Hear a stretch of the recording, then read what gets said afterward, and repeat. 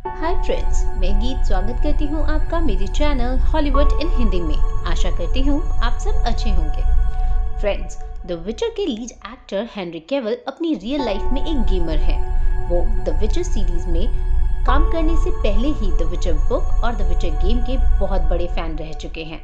शायद इसीलिए उन पर गैराल्ट का ये कैरेक्टर इतना सूट भी करता है। इसी फैक्ट के साथ शुरू करते हैं आज के एपिसोड, रेयर स्पीशीज की explanation. So let's dive in. Story में टाइमलाइन थोड़ी शिफ्ट हुई है, जहां सीरी अभी भी प्रेजेंट में है। गेराल्ट और येनिफर सीरी की टाइमलाइन से 6 साल पास्ट में है। कहानी की शुरुआत होती है और हम देखते हैं जेस्कियर को, जो एक केव के आगे बैठकर अपने गानों पर काम कर रहा होता है। उसके साथ 2 लोग और भी होते हैं, जो गेराल्ट का गुफा से बाहर आने का इंतजार कर रहे होते हैं। असल में इन दोनों लोगों ने गेराल्ट को एक मॉन्स्टर जिसका नाम बेसिलिस्क होता है उसे गुफा में मारने भेजा है, जिसमें काफ़ी टाइम लग रहा होता है। तो उन दोनों को लगता है कि गेराल्ट मॉन्स्टर को मारते हुए खुद ही मारा गया, इसलिए वो लोग गेराल्ट का सामान लूटने लगते हैं और गेराल्ट के घोड़े रोज को भी अपने साथ ले जाने लगते हैं। जेस्कियर उन्हें ऐसा करने से रोकता है। तभी वहाँ एक बूढ़ा आदमी आता है, जिसके साथ 2 लड़कियां होती हैं। वो भी उन दोनों को गेराल्ट का सामान लूटने से मना करता है, मगर वो लोग सुन ही नहीं रहे थे। तभी उनमें से एक लड़की एक आदमी को पीछे से जाकर मार डालती है। ये देख दूसरा आदमी घबरा जाता है और तभी वहां गेराल्ट भी आ जाता है, जिसने बेसिलिस्क को मार दिया होता है। अब एक ही आदमी बचा था जिसने गेराल्ट को मॉन्स्टर को मारने के लिए हायर किया था, तो वो गेराल्ट को उसकी पेमेंट देकर वहां से अपनी जान बचाकर भाग जाता है। इसके बाद वो बूढ़ा आदमी गेराल्ट को अपना इंट्रोडक्शन देता है और हमें पता चलता है कि उसका नाम है बोर्ज 3 चेक्टॉस और उसके साथ जो 2 लड़कियां हैं उनमें से एक का नाम टिया और दूसरी का नाम विया है। ये दोनों औरतें जर्केनियन हैं, जो अपनी फाइटिंग स्किल्स के लिए जाने जाते हैं और ड्रैगन्स की पूजा करते हैं। आगे हमें पता चलता है कि ये बूढ़ा आदमी गेराल्ट को ही ढूंढ रहा था। इसके बाद सीन शिफ्ट होता है और हम इन लोगों को एक बार में बैठा देखते हैं, जहां बोर्ज गेराल्ट को कहता है कि वो लोग एक ड्रैगन की तलाश कर रहे हैं। ये लोग जिस रियासत से हैं वहां के राजा ने ड्रैगन को मारने को कहा है और ड्रैगन को मारने वाले को अच्छा खासा इनाम मिलेगा।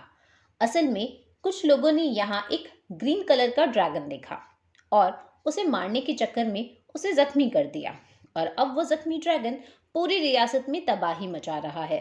तो जो उस ड्रैगन को मारेगा उसे ड्रैगन के खजाने के साथ साथ लॉर्ड की उपाधि भी मिलेगी।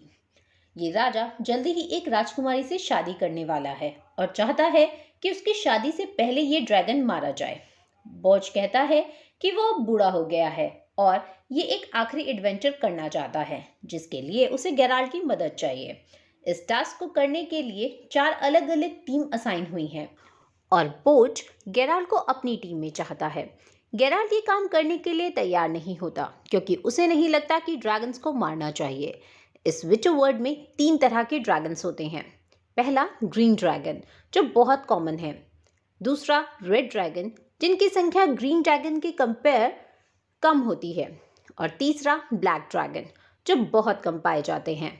कुछ लोग मानते हैं कि गोल्डन ड्रैगन्स भी होते हैं, मगर गेराल्ट का कहना है कि वो सिर्फ कहानियों में पाए जाते हैं। आगे बोर्ज बाकी टीम के बारे में बताते हुए कहता है कि एक टीम लुटेरो की है और दूसरी बोनो की, जिस पर जेस्कियर पूछता है कि तीसरी टीम किसकी है। तभी यहाँ एंट्री होती है येनिफर की। येनिफर एंटर करती है और उसके साथ एक योद्धा मौजूद है, जिसे देख जेस्कियर बड़ी बुरी सी शक्ल बनाता है, क्योंकि लास्ट एपिसोड में येनिफर ने जेस्कियर को बहुत टॉर्चर किया था। जेस्कियर गेराल्ट को कहता है कि उन्हें इस एडवेंचर में नहीं जाना चाहिए, बट अब गेराल्ट का मन बदल चुका है और वो बोर्ज को उनके साथ चलने के लिए हाँ बोल देता है। येनिफर और गेराल्ट भी एक दूसरे को देखते हैं, जहाँ शायद गेराल्ट सोचने की कोशिश कर रहा है कि येनिफर को इस एडवेंचर से क्या चाहिए। असल में उसे पता है कि येनिफर कितनी खतरनाक है। इनका सफर शुरू होता है और हमें पता चलता है कि डॉव्स के लीडर का नाम यारपिन जिग्रिन है, जिसे लुटेरो पर बिल्कुल भरोसा नहीं होता। उसे लगता है कि लुटेरो ने इनका सामान चुराया है। लुटेरो के लीडर का नाम बोहोल्ट है और ड्रॉव्स उन्हें बिल्कुल पसंद नहीं करते। असल में ड्रॉव्स खुद ही प्रोफेशनल ड्रैगन स्लेयर होते हैं।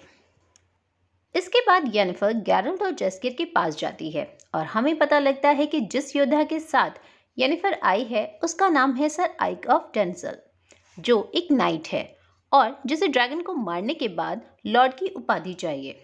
इसके बाद येनिफर आइक के पास वापस जाती है।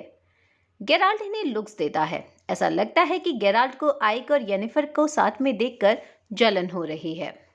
नेक्स्ट हमें सीरी को दिखाया जाता है, जहां सीरी, वो माउज़ेक, पना, डॉपलर और डारा ब्रोक्लोन के जंगलों से बाहर आ रहे होते हैं।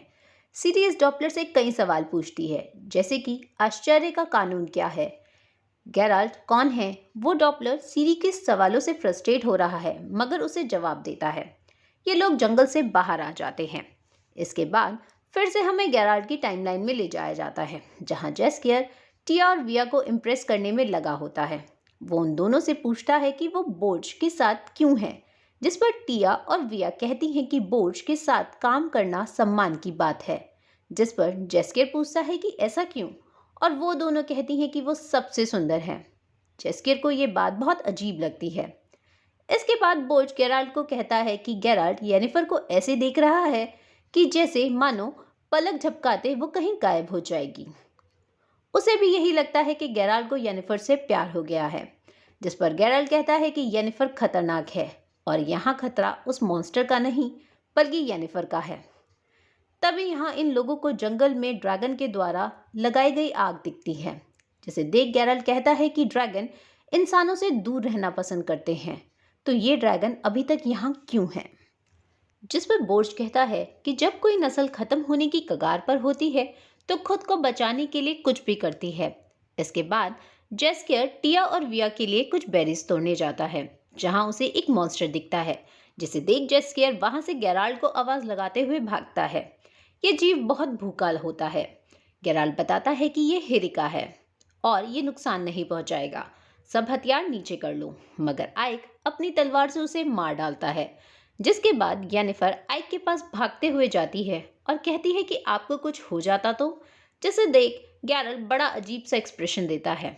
इसके बाद आइक उस जानवर को पकाकर खा रहा होता है, जिसे देख बोर्ज से कहता है कि उसे नहीं लगता कि उसे इस जीव को खाना चाहिए, जिस पर आइक कहता है कि योद्धा कभी भी शिकार को जाया नहीं करते। इसके बाद वो कहता है कि जब वो लॉर्ड बनेगा तो येनिफर उसके राज्य की जादूगरनी होगी, जिस पर येनिफर कहती है कि ये उसकी खुशनसीबी होगी। गेराल्ट उसे बड़ी ही जलन वाली नज़रों से देखता है। असल में गेराल्ट समझ नहीं पा रहा होता कि येनिफर को आइक से क्या चाहिए। येनिफर एड्रिन रियासत की जादूगरनी थी, जो अपने आप में ही काफ़ी सम्मान की बात थी, मगर येनिफर ने उसे अपनी मर्जी से छोड़ा, तो अब वो किसी लॉर्ड की मेज़ क्यों बनना चाहती है। इसके बाद आइक का पेट खराब हो जाता है और वो वहाँ से चला जाता है। शायद इसीलिए बोर्ज उसे उस जीव को खाने के लिए मना कर रहे थे। इसके बाद यारपेन कहता है कि निल्फगार्ड का असली वारिस निल्फगार्ड वापस आ चुका है, जिस पर येनिफर हंसते हुए कहती है कि फ्रिंजला उसकी जादूगरनी है और निल्फगार्ड एक जोक है, जिस पर यारपेन कहता है कि उसने अपनी आंखों से देखा है कि निल्फगार्ड कैसे आगे बढ़ रहा है। पहले वो सॉर्डेन पर कब्जा करेंगे, उसके बाद टेमेरिया पर और फिर सिंट्रा। जेस्कियर कहता है कि सिंट्रा पर कब्जा देने से पहले क्वीन कलांथे अपनी जान दे देगी, और फ्यूचर में होता भी कुछ ऐसा ही है। इसके बाद बोर्ज येनिफर की तरफ इशारा करते हुए कहते हैं कि अगर उनके पास भी कोई अच्छी और समझदार मीज होती तो आज निल्फगार्ड जो तबाही मचा रहा है वो नहीं करता। जैसे कि हमने पहले के एपिसोड में दिखाया गया था कि येनिफर को पहले निल्फगार्ड ही जाना था, मगर उसने एड्रिन के राजा को काबू में किया और एड्रिन चली गई और फ्रिंजला को निल्फगार्ड भेज दिया गया। इसके बाद येनिफर वहां से सोने चली जाती है।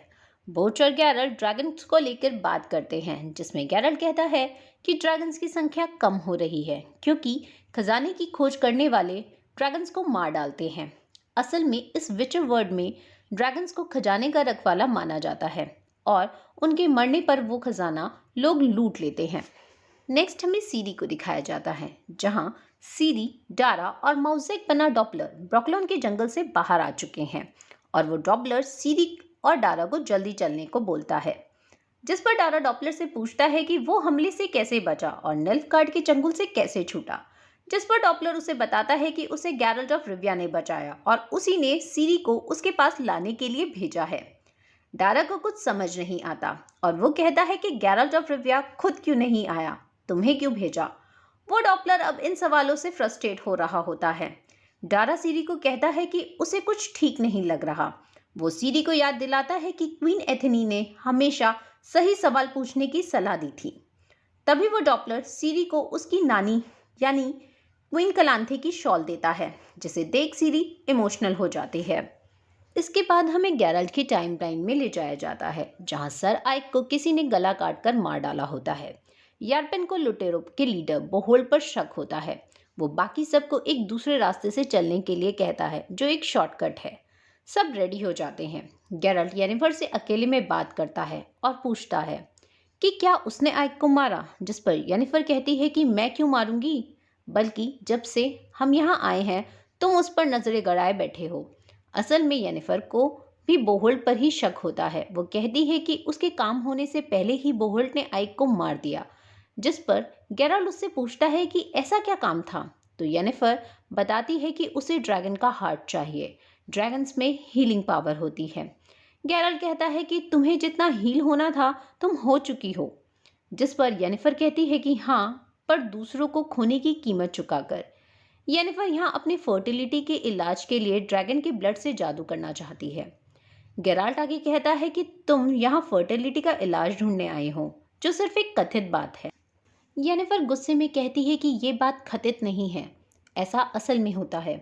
जिसके बाद गैरल्ट कहता है कि तुम और माँ, जिस पर येनिफर गैरल्ट से पूछती है कि क्या मैं अच्छी माँ नहीं बनूंगी, जिस पर गैरल्ट कहता है कि नहीं, बिल्कुल नहीं। इसके बाद गैरल्ट कहता है कि तुम बच्ची का क्या करोगी। येनिफर गैरल्ट पर गुस्सा करते हुए कहती है कि मुझसे वो हक छीन लिया गया और मुझे पता है कि तुम नहीं समझोगे। इसके बाद गैरल्ट येनिफर को समझाते हुए कहता है कि मैं अपनी मर्जी से विचर नहीं बना। जिन्होंने हमें बनाया एक रीज़न है जिसकी वजह से हम जैसे लोगों को बच्चे नहीं दिए जाते। एक्चुअली विचर भी इनफर्टाइल होते हैं। वो आगे कहता है कि हमारी जीवन शैली में बच्चे फिट नहीं होते। सोचो, तुम चाहोगी कि तुम्हारा बच्चा एरेटुजा में बड़ा हो। इसके बाद येनिफर गुस्से में कहती है कि तुम मुझे मत बताओ। जिसके बाद गैरल्ट उसे बताता है कि उसके पास भी एक बच्ची है जो उसे आश्चर्य के कानून के जरिए मिली, पर उसने उसे नहीं लिया क्योंकि वो उसे वो जीवन नहीं देना चाहता। जिस पर येनिफर कहती है कि तुम मुझे लेक्चर दे रहे हो, बल्कि खुद तुमने आश्चर्य के कानून के जरिए नियति के विरुद्ध जाकर बच्चा चुराया और अब अपनी नियति से दूर भाग रहे हो। जिसके बाद गैरल्ट कहता है कि जब मैं तुम्हारे पास होता हूँ तो जितना हफ्तों से नहीं बोला उससे ज़्यादा 5 मिनट में बोल जाता हूँ। बौने हमें शॉर्टकट से ले जा रहे हैं, साथ चलो, मेरे साथ चलो येनिफर। इसके बाद हम सीरी को देखते हैं, जो माउजेक बने डॉपलर से पूछती है कि क्या उसे कभी स्केलेगी की याद आती है, क्या उसे ठंड का मौसम याद आता है और क्या उसे अपने घर की याद आती है। डॉपलर सीरी और डारा के सवालों से फ्रस्ट्रेट हो चुका था और सीरी को कहता है कि हाँ, उसे उसके घर की याद आती है। इस बात पर सीरी समझ जाती है कि ये इंसान माउजेक नहीं है। वो उस डॉपलर को कहती है कि माउजेक स्केलेगी में पैदा हुए थे, पर सिंट्रा को अपना घर मानते थे और उन्हें ठंड बिल्कुल पसंद नहीं थी। ये डॉपलर अपना आपा खो चुका है और सीरी को सब सच बताने लगता है कि उसने माउजेक को मार डाला और उसका रूप ले लिया। वो सीरी को डराने की कोशिश करता है, पर डारा उस पर अपने चाकू से अटैक कर देता है। डारा का चाकू चांदी का बना हुआ था और चांदी डॉपलर की कमजोरी थी, जिसके बाद वो अपने भयानक से रूप में आ जाता है।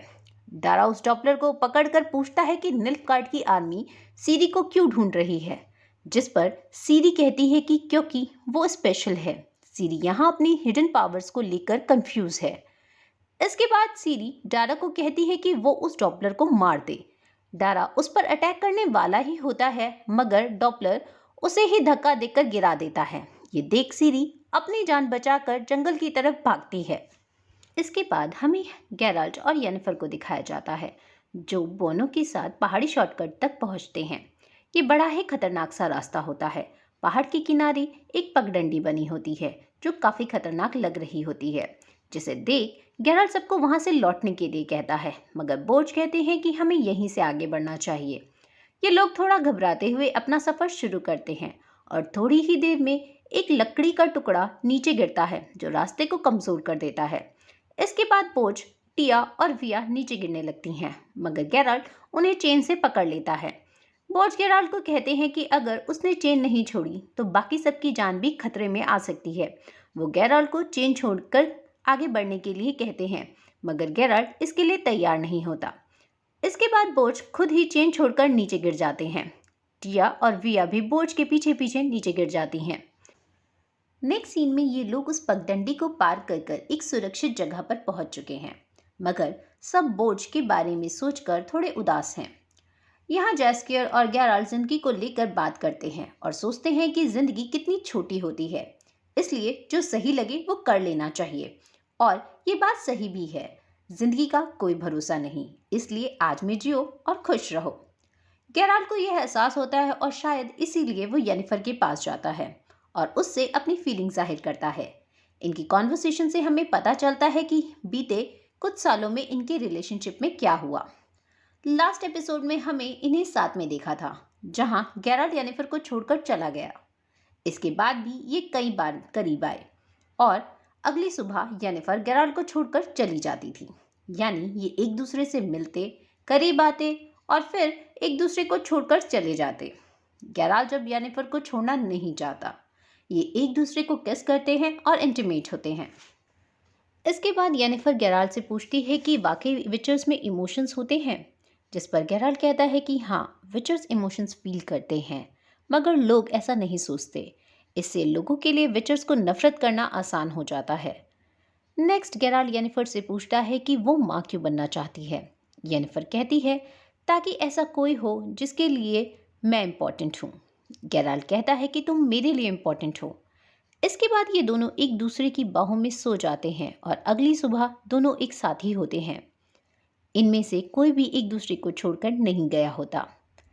नेक्स्ट गेराल्ड येनिफर को कहता है कि अब ये लोग वापस उसी रास्ते से जाएंगे जिस रास्ते से आए हैं, मगर येनिफर कहती है कि मैं यहाँ एक रीज़न से आई हूँ। मुझे उस ड्रैगन को मारना है ताकि मैं अपने आप को हील कर सकूँ। इसके बाद येनिफर को रियलाइज़ होता है कि बोनी यहाँ नहीं है, वो ड्रैगन को पकड़ने के लिए निकल चुके हैं। वो वहाँ से तेज़ी से निकलती है और गेराल्ड भी उसके पीछे पीछे निकल जाता है। नेक्स्ट हमें सीरी को दिखाया जाता है, जो जंगल में उस डॉपलर से बचकर भाग रही होती है कि तभी उसे नुल्फगार्ड का एक सिपाही पकड़ लेता है। सीरी को काहिर के पास ले जाया जाता है, जो उसे कहता है कि वो सीरी को नुकसान नहीं पहुंचाना चाहता। वो सीरी को पानी ऑफर करता है, जिसे सीरी पीने से मना कर देती है। ये बात काहिर को अजीब लगती है, क्योंकि ये बच्ची इतने दिनों से जंगल में थी, फिर भी पानी नहीं पीना चाहती। वो सीरी को आगे कहता है कि वो सब इतना चाहते हैं कि जो कुछ भी सीरी की नियति में लिखा है वो पूरा हो जाए। इसका मतलब ये है कि ये लोग भी सीरी को गेराल्ड से मिलवाना चाहते हैं, मगर इसके पीछे इनका क्या रीज़न है ये अभी नहीं पता। ये भी हो सकता है कि काहिर यहाँ झूठ बोल रहा हो। फिर काहिर उस कप को देखता है जिससे उसने सीरी को पानी ऑफर किया था। वो कप चांदी का बना था। काहिर को रियलाइज होता है कि ये लड़की असल में डॉपलर है। वो डॉपलर अब काहिर का रूप ले लेता है और असली काहिर को कहता है कि तुम लोगों ने मुझे ये नहीं बताया था कि वो लड़की क्या है। यहाँ ये डॉपलर सीरी की पावर्स के बारे में बात कर रहा है। यहाँ इन दोनों की लड़ाई होती है, जिसमें वो काहिर बना डॉपलर घायल हो जाता है और उसके चेहरे पर एक स्क्रैच भी आ जाता है। वो यहाँ से भाग जाता है। इसके बाद हम असली सीरी को दिखाया जाता है, जिसे उस डॉपलर ने पकड़ लिया था और पेड़ के सहारे बांध दिया था, जहां उसके पास डारा आता है और उसे वहां से छुड़वाता है। डारा सीरी को गुस्से में कहता है कि तुम्हें मेरी बात सुननी चाहिए थी। हम उस ब्रोकलॉन फॉरेस्ट में सेफ थे, मगर तुम्हें भी अपनी नानी की तरह हो, सिर्फ मौत फैला रही हो। सीरी को ये बात बहुत बुरी लगती है। इसके बाद दोनों अलग अलग जाने का तय करते हैं। जाने से पहले डारा कहता है कि मैं हमेशा तुम्हारे साथ नहीं रह सकता, तुम्हें अपने लिए खुद का एक परिवार ढूंढना होगा। इसके बाद हम येनिफर को देखते हैं, जो बोनो का पीछा करती है और उन्हें अपने जादू से फ्रीज कर देती है और खुद उनसे आगे निकल जाती है। इसके बाद वो उस गुफा में पहुंचती हैं जहां वो ग्रीन ड्रैगन रहता है। वो ड्रैगन अपने जख्मों की वजह से मारा जा चुका है और उसके पास एक ड्रैगन एग रखा हुआ होता है। तभी यहाँ टिया और विया आ जाती हैं। वो दोनों जिंदा हैं और येनिफर को ड्रैगन के पास जाने से रोकती हैं। यहाँ येनिफर का पीछा करते हुए गेराल्ड भी पहुंच जाता है और यहाँ अब हम देखते हैं गोल्डन ड्रैगन को, जो गैरल के मुताबिक इस दुनिया में एग्जिस्ट नहीं करते। ये गोल्डन ड्रैगन बात कर पा रहा है और हमें पता चलता है कि ये गोल्डन ड्रैगन असल में बोर्ज खुद है और उसी ने टिया और विया को बचाया है। ये जो ग्रीन ड्रैगन यहाँ मरा हुआ होता है वो लोगों के अटैक के बाद भी यहाँ से इसलिए नहीं जा रहा था क्योंकि उसका अंडा यहाँ है। असल में ड्रैगन्स के अंडे को अपनी जगह से नहीं हिलाया जाता वरना वो खराब हो जाता है और उसमें से बेबी ड्रैगन्स नहीं निकलते।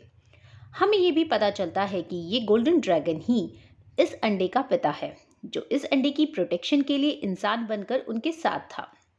गोल्डन ड्रैगन जब चाहे अपना रूप बदलकर इंसान बन सकते हैं। ये लोगों के दिमाग को भी इजीली पढ़ सकते हैं।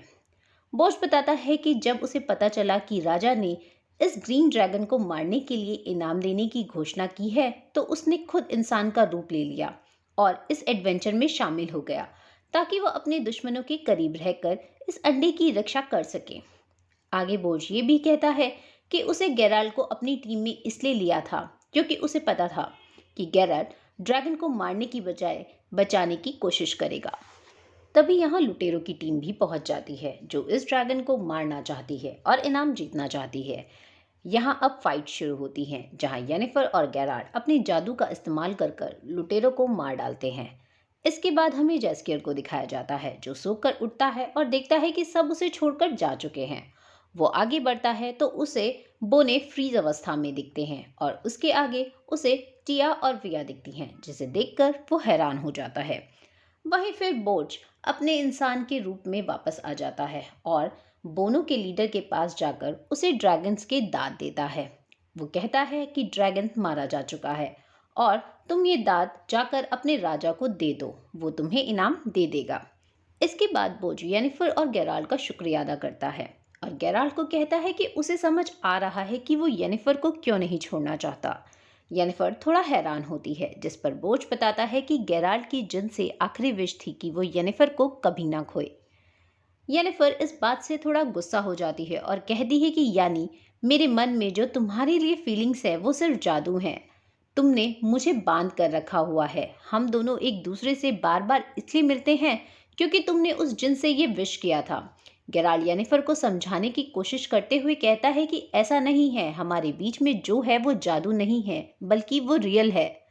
येनिफर गेराल्ड की बात सुनने के लिए रेडी नहीं होती जिस पर गुस्से में गेराल्ड येनिफर को काफ़ी भला बुरा बोल देता है और ये भी कहता है कि अगर तुम बच्चा पैदा भी कर लो तो भी उससे तुम्हारा ईगो सेटिस्फाई नहीं होगा।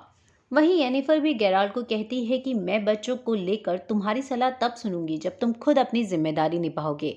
तुम आश्चर्य के कानून से एक बच्चे से जुड़े हो और खुद उससे दूर भाग रहे हो। बोर्ज इन दोनों को शांत करवाते हुए कहता है कि मैं कुछ ऐसा कहने वाला हूँ जिससे तुम दोनों को दर्द होगा मगर तुम फ्यूचर के लिए प्रिपेयर होंगे। वो येनिफर को कहता है कि तुम कभी भी माँ नहीं बन पाओगी चाहे तुम कुछ भी कर लो और गेराल्ड तुमने जिनसे मांगा था कि तुम येनिफर को ना खो मगर तुम अल्टीमेटली उसे खो दोगे। येनिफर गेराल्ड को छोड़कर यहाँ से चली जाती है और बोर्ज गेराल्ड को कहता है कि तुम्हें अपनी नियति में विश्वास रखना चाहिए। वो यहाँ सीरी की बात कर रहा है। वो कहता है कि उसे अपनी जिम्मेदारी निभानी चाहिए। इसके बाद बोर्ज भी यहाँ से चला जाता है। गेराल्ड अकेला पड़ जाता है तो जैस्कियर उसे कंसोल करने की कोशिश करता है जिस पर गेराल्ड जैस्कियर पर गुस्सा करते हुए कहता है कि मेरी जिंदगी में जो भी बुरा हो रहा है उसका रीजन तुम हो। ना मैं तुम्हारे साथ सेंट्रा में उस स्वयंवर में जाता और ना ही ये आश्चर्य का कानून मेरे पीछे पड़ता और तो और मैं येनिफर से भी तुम्हारी वजह से ही मिला। मेरे साथ जो बुरा हो रहा है सब तुम्हारी वजह से। जैस्कियर को ये बात बहुत हर्ट कर जाती है इसलिए वो गेराल्ड को छोड़कर चला जाता है। इसके बाद हम काहिर को देखते हैं जो बुरी तरह से जख्मी है और फ्रिंटला उसके जख्मों पर मरहम लगा रही है। फ्रिंटला काहिर को कहती है कि उनके लोग उस डॉपलर और सीरी को ही ढूंढ रहे हैं। वो ये भी कहती है कि धीरे धीरे निल्फगार्ड पूरे कॉन्टिनेंट पर कब्जा कर लेगा। और इसी के साथ ये एपिसोड यहीं खत्म होता है। आशा है आपको मेरी एक्सप्लेनेशन पसंद आई होगी। Please like, subscribe and comment to support the channel. मिलते हैं नेक्स्ट एपिसोड की एक्सप्लेनेशन के साथ। Thank you.